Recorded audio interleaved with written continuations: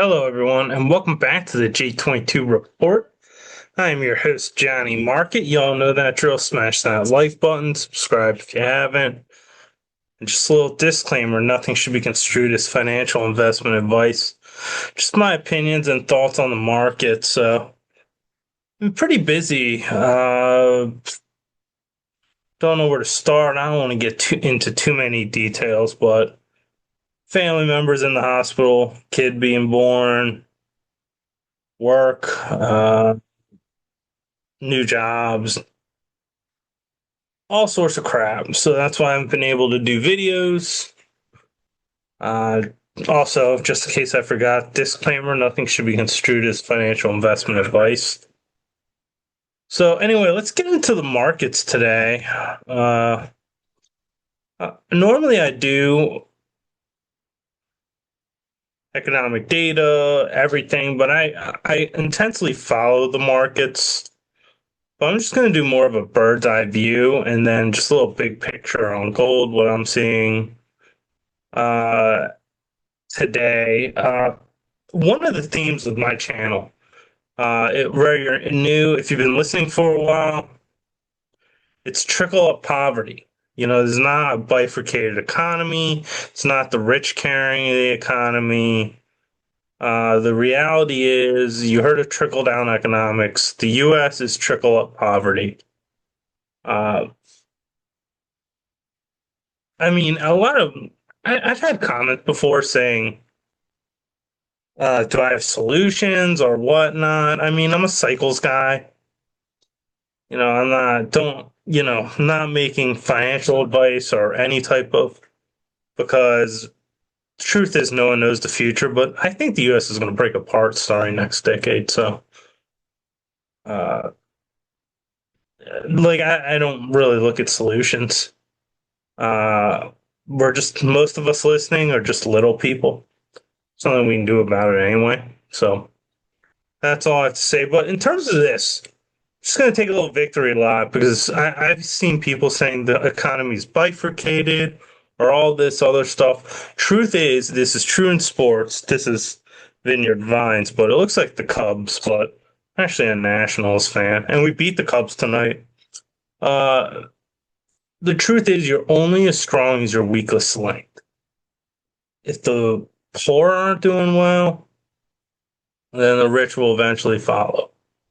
I mean, everyone talks about wealth inequality. Well, eventually there's a regression to the mean, and the people regressing will be the wealthy.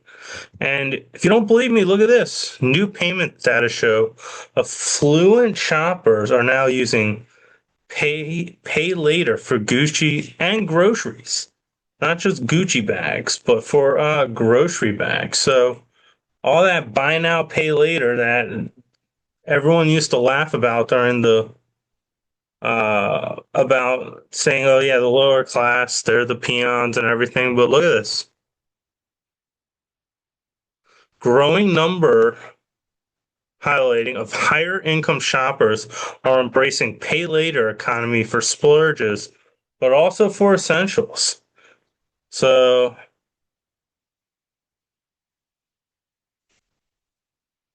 buy now, pay later. So well, it's not surprising having more disposable income correlates with more spending on non-essentials. 13.5% of higher earners are using this out of necessity. Maybe they have maxed out their credit cards and have expensive auto repairs. Remember what I said about the auto loan bubble? We're going to get into that. So, look at this. It earned a partnership, BNPL provider, with luxury retailers Neiman Marcus and I don't know how to pronounce it. Bergdorf Goodman. You can tell how often I shop. So it's not just 60% of BNPL users who utilize alternative payment method have an average annual income exceeding 100K. So You look at this, it's not just the poor who are using these payday loans. It's coming to the rich. And then I want to go, and I love how they're putting this, the corporate media, how they're putting this little spin on this. Dollar General shaking off tariff fees. I'm trying to highlight it, but it's not highlighting. And winning over higher income consumers. They're not winning over higher income consumers. Higher income consumers don't want to be there. And they don't want to be there because they'd much rather be shopping at a better place, cleaner. And it's not just because of, but yeah, as you can see, a lot of the higher income consumers, they're now shopping at Dollar General.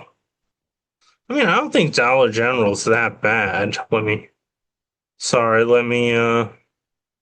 don't know why my computer's so, I just wanted to start sharing, but I don't think it's that bad. But a lot of rich people, they look down upon people that shop at Dollar General. So, and trust me, I live in the richest county in America. If anyone knows, it's me. So yeah, they don't want to be shopping at look at this. They're trying to say it's tariffs, but the reality is, I love this. Remember what I said, middle and upper income customers seeking value. Value is the saying it drew more middle and higher income shoppers. Remember, it's trickle of poverty, so it's not because of tariffs or reducing exposure into China. Americans are going broke, and and the rich are trading down. And this is a good article. I'm just going to point out things. Ignore the America's favorite food escape snacks. And this just goes to show how bad the economy is. They're driving consumer decisions at the grocery store. One key area that's bearing the brunt of these charges is snacking. I can see that because I'll go to the store and like think of a couple of things. I'll be like, cool, I have to pick up some errands. Maybe there's some things I like. Now I'm just like, I'm just gonna pick up what I need. So let me see. Campbell's, which owns stuff like Goldfish, Cape Cod, just said that increased headwinds leading to a 5% decline in volume mix and 80% decrease in revenue for its third quarter. Consumers are increasingly intentional about discretionary snack purchases, a trend that has only gotten worse. So, yeah, people are not snacking anymore because they really can't. Look at this. Revenue management is becoming clearly more complex. Consumers are looking to see how much they get per item, and by end of month, they are focused on absolute price per unit. Yeah, they are getting stingier. So Jello to Lunchables volume mix drop 5.6 percentage points. So you can see people are becoming more and more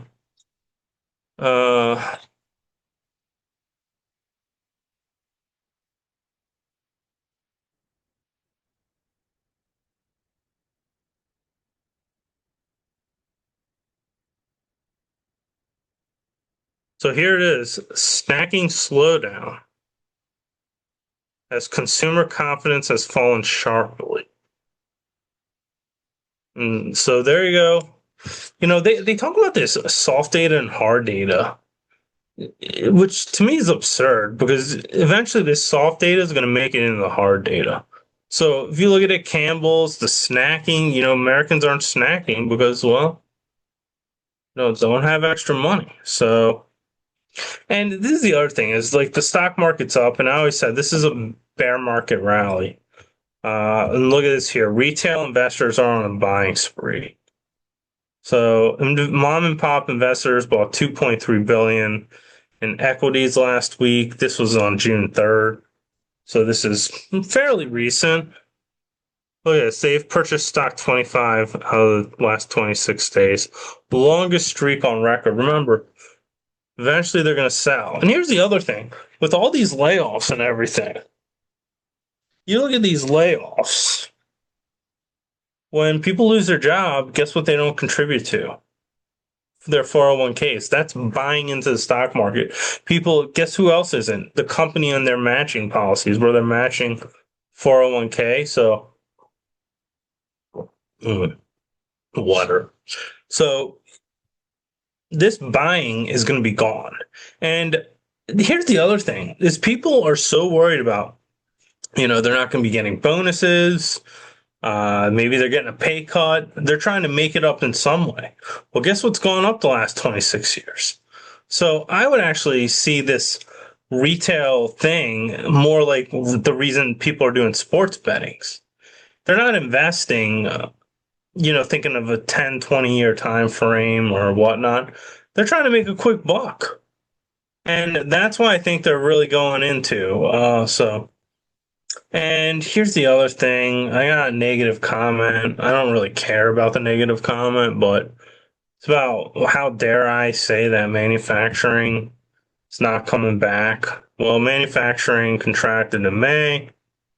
Imports hit the lowest. So there you go. Failure. And this is the main reason why. The rich elite run America, and they own assets. They own stocks. They own stocks. They own bonds. They own equities. The stock market. The bond market. The stock market, the bond market, and the housing market. So here's how it works. China, Japan, all those in Asia make something. They sell in the US market. The US consumer buys it. That money flips, goes to Asia.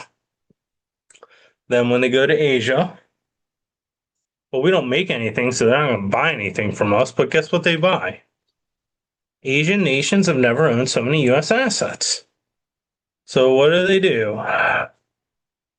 They buy U.S. bonds. They buy U.S. stocks. And this isn't in this article, but they also buy U.S. real estate. Why do you think China owns so much farmland? This is being done. So the American elite who own assets, if they were to bring manufacturing back to the United States, it requires three things: crashing the treasury market, crashing the stock market, and crashing the real estate market. Now, those things are going to happen, but it's going to be over time. But it's not going to happen this year. Maybe next year, 2 years from now, but it's going to happen over time. But that's why. They own assets. You want to know why taco trade is real? Well, Donald Trump owns tons of real estate. He's exposed all these assets. He doesn't want to make himself poor. He's not willing to sacrifice. So this is why. I mean, you got to know who's in charge, what's happening. But yeah, that's why. And you can see Asians have never owned so many U.S. assets. So look at all these purchases. And you can tell this is sort of as the trade deficits go. Look at this. As the trade deficit. This is sort of like the stock market. So, I mean, that's what I wanted to explain. Look at this. Our biggest trading partners. Most stocks and bonds are owned by Japan and China. And then Taiwan, Hong Kong, South Korea. Earning US dollars from exports and then reinvesting the money. So that's now in the 2000s, they bought gold, they bought oil. That was where the bull market came from. The next decade, they bought land and US assets. So anyway, That's the whole trade thing. To bring manufacturing back in the US, there has to be a huge wealth transfer. And it is a transfer of wealth from the Asian nations and the American elite to small town middle America. Well, they're not going to do it. At least not willingly. But doesn't mean manufacturing can't come back in the future. Just won't be the very near future. Because that's what it does. It requires crashing the housing market, the stock market, and the bond market. Who has the cojones to do it?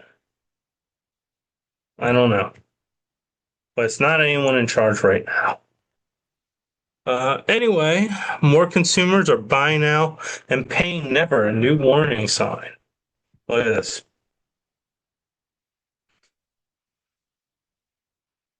So here it is. It's no longer buy now, pay later. It's buy now and pay never. And of course, with an economy like this, let's see, car loan defaults, the US hit an all-time high. So as you know, this is April 3rd, but 6% of loans are delinquent 60 days or more. Car prices rising, car payments surging. There you go.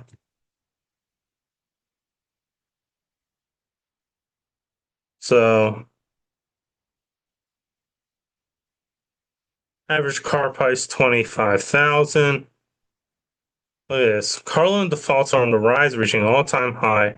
Under the hood of this rising issue, many factors are in the situations, Of course, we know this is inflation. Car prices are higher than they used to be.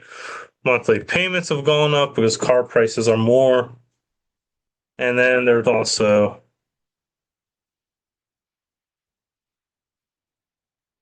there you go. So this is getting bad. And the other thing, rising credit card delinquency rates observed over the past several years, in line with prediction models. But as you can see,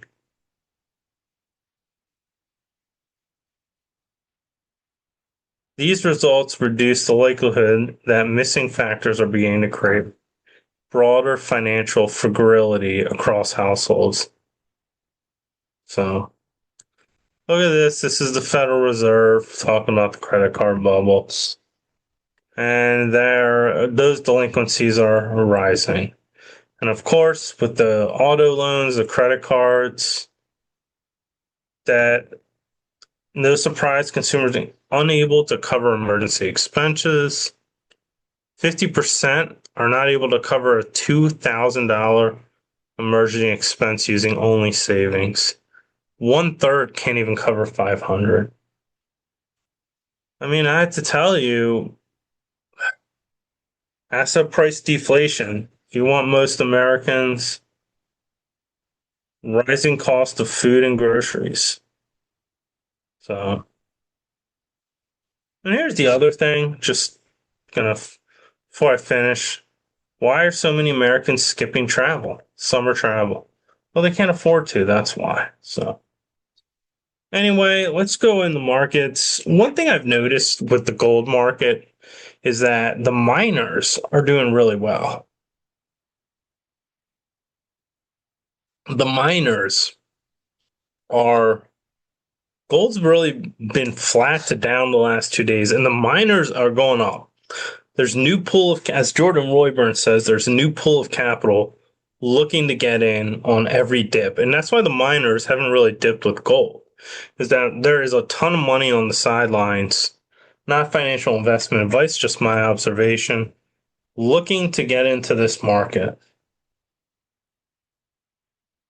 And what I've been saying, $50 silver, that's my next target, around $50. Still look at that 500 Huey, which is about 30 or 40 points away. That's my main thing as I'm looking at the Huey index.